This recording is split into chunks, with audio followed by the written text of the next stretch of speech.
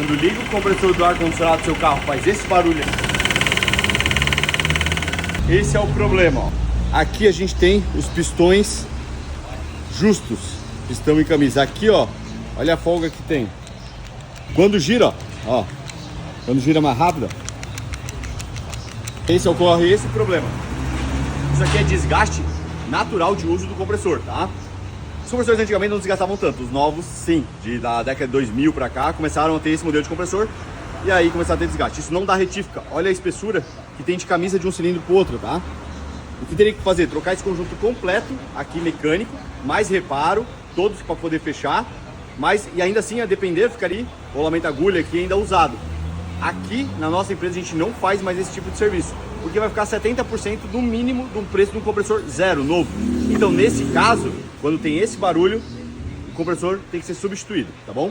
Meu nome é Magno, sou engenheiro automotivo, tenho oficina em Brusque desde 2001.